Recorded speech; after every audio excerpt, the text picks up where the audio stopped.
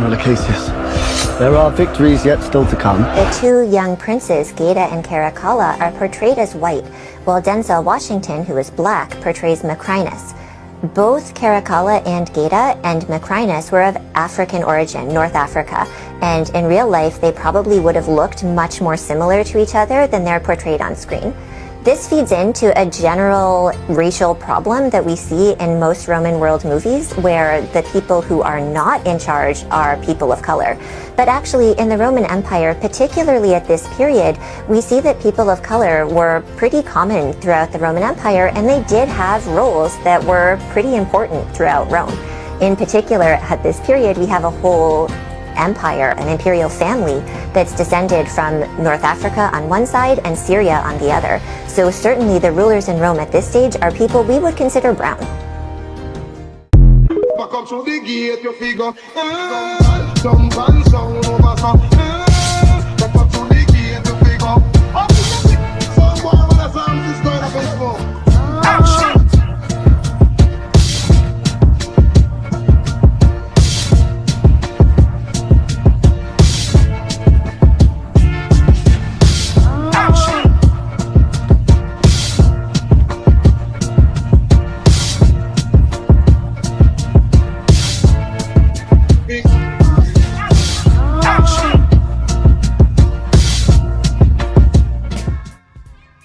Shalom. We give all praise and glory to Yahweh, Ba'ashem, Yahushai, Ba'ashem, Waha, Kadash.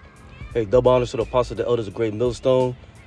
Peace and salutation to the elect out there that's pushing his word, man. Okay, so you seen a little clip of Gladiator 2, which is a good movie. I suggest your brothers to watch that movie.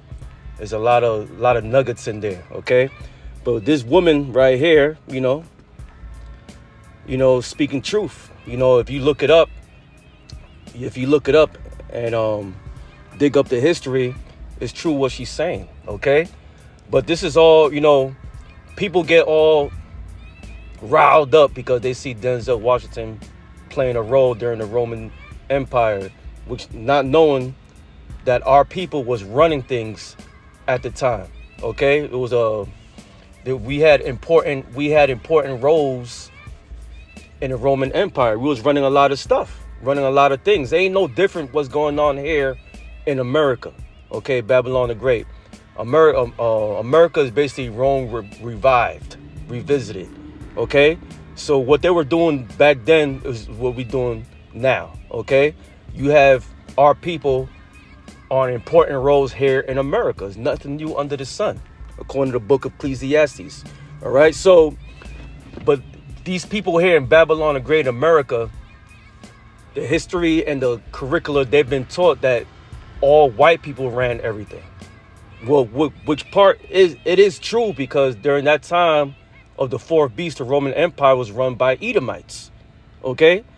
But our people, 2/3 of our people consider themselves as Roman citizens, and that Greek state of mind and that Gentile state of mind was help running the Roman Empire. You had a lot of Uncle Tom Jakes out there, okay, as police officers, Roman centurions, generals in armies, in the military, you know, nothing new under the sun over here.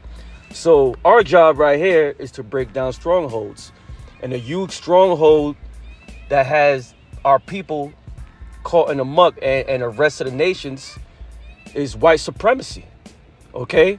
White supremacy is running things here, all right? So let's go to 2 Corinthians 10 verse 4, all right? And it reads, "For our weapons of our warfare are not carnal." What do I mean by that? Because what does it mean by that when we read that verse? When we come out with this truth, when we teach, we don't come in a carnal state of mind, okay? We're not carrying weapons. We're not threatening people with weapons. Hey, you better follow this. We don't got knives. We come in and teach the Bible. That's what we're doing, all right? Our weapons are spiritual. This truth is spiritual. This truth is our weapon. The sword of the spirit, right? Okay? So we attacking the lies and pulling the lies down, the strongholds, with this truth.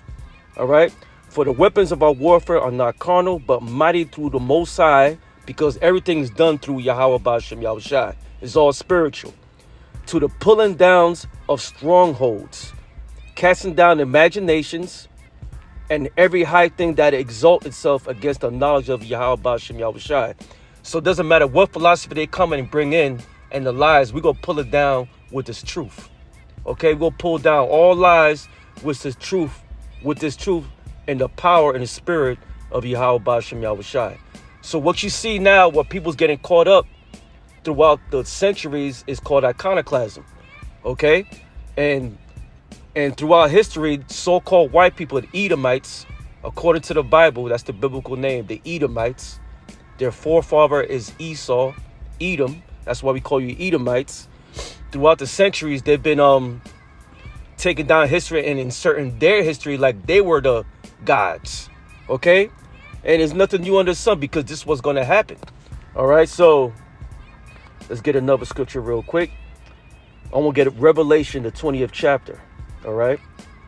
We're going to start at the top, and then I'm going to jump down to verse 8 on the main point. All right? Revelation 20, verse 1. And I saw an angel come down from heaven, having the key of the bottomless pit, a great chain in his hand. What's the bottomless pit? It's talking about the landmass of Europe, okay? Because it lacks resources, vegetation, and other natural things. It lacked resources. That's why it was called the bottomless pit, all right? And that great chain in his hand, that represents slavery, all right? So for those thousand years, the Edomites were in the base lowest state. Okay, they were in the mountains and they were in the lowest state. Okay, they were in the Caucasus Mountains. At that time of that 1,000-year period in Europe, the so-called Negro, Latino, Native Americans, but around that region, Judah, Benjamin, and Levi was running shit over there. Okay, that's why they call it the Dark Ages. All right, if you know what I mean. All right, so let's read. I don't want to be all over the place. All right. So that great chain represents slavery, all right? So I want to, and he laid hold onto the dragon, that old serpent, which is the devil, going back to the garden, and Satan, and bound him 1,000 years. So that's Satan, who's the embodiment of Satan, Esau, Edom, okay? So their power, when they went down, they went to their lowest state, okay? So, and cast him into the bottomless pit, which I said earlier, was the bottomless pit, and shut him up and seal upon him, and should deceive the nations no more. So Esau can't go out there with his lies until a season time. He gonna come out again. All right, let's read. Till the 1,000 years should be fulfilled, and when that 1,000 years been fulfilled, right? He got loosened for a season. This represents the Renaissance period. Okay, I'm gonna read that. All right. So let's jump down to verse 8, because I want to get to the point, all right, where white supremacy started during the Renaissance era, all right, and to go out, all right, and when the 1,000 years are expired, Satan's talking about the so-called white man, Esau, Edom, shall be loosed out of his prison, and shall go out to deceive the nations which are on the four quarters of the earth. And how did he deceive the nations? Well, the Lord gave him this power. Let's get this out real quick. This is the Daniel, the 17th chapter, verse 4, I believe it should be. No. I think it's Daniel 7 and 14, I believe. Okay.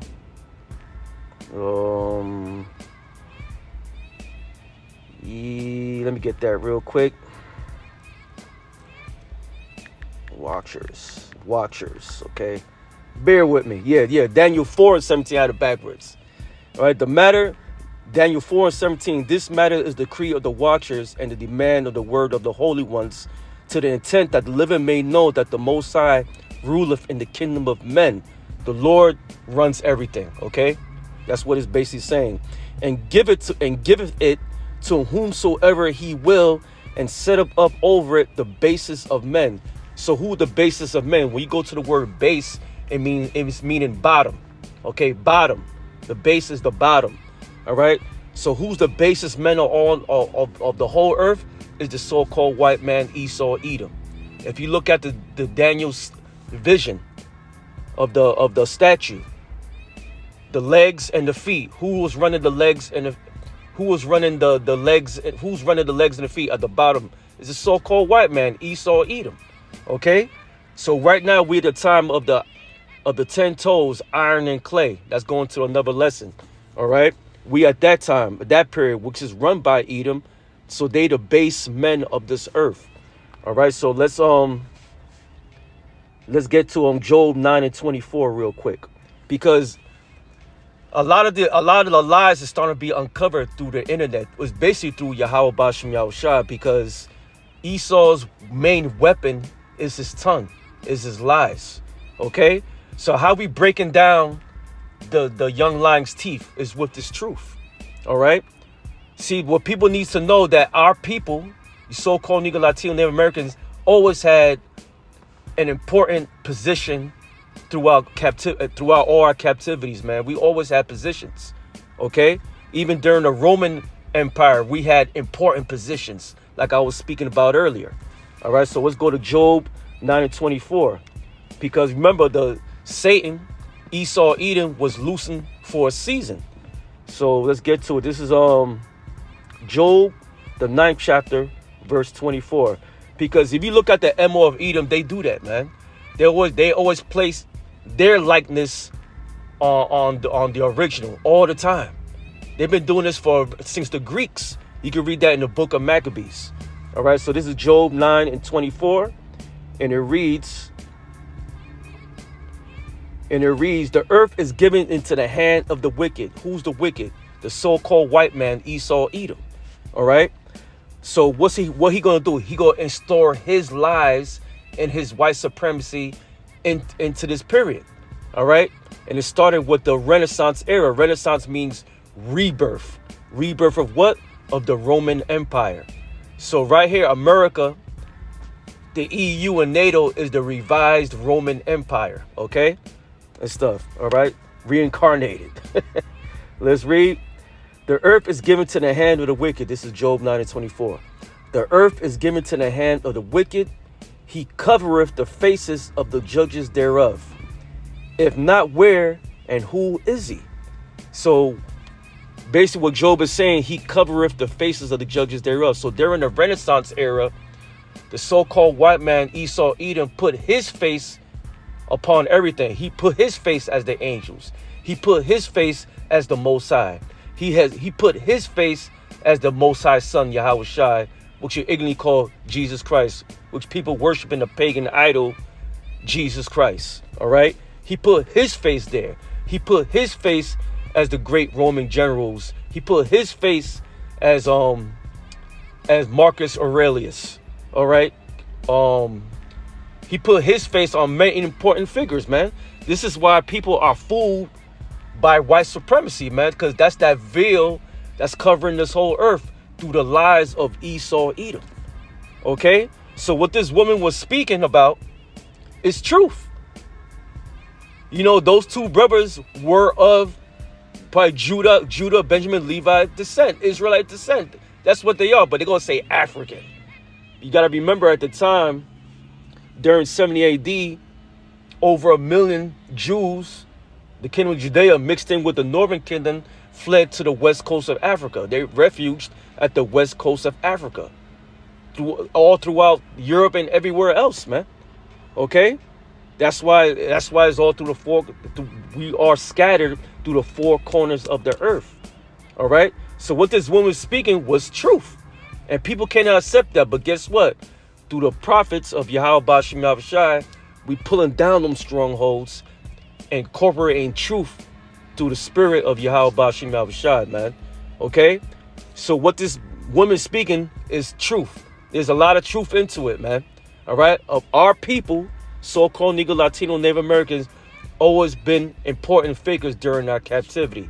Daniel, for example, was an important figure during the Assyrian Babylonian Empire. Same thing. All right? During Babylon and during the time of Persia running things, and the Medes. All right, he was an important figure. All right, Moses was an important figure during the Egyptian Empire. What they made him look like he's a damn cracker. All right, Joseph was an important figure during the time of Egypt. All right, so there's countless examples here, man.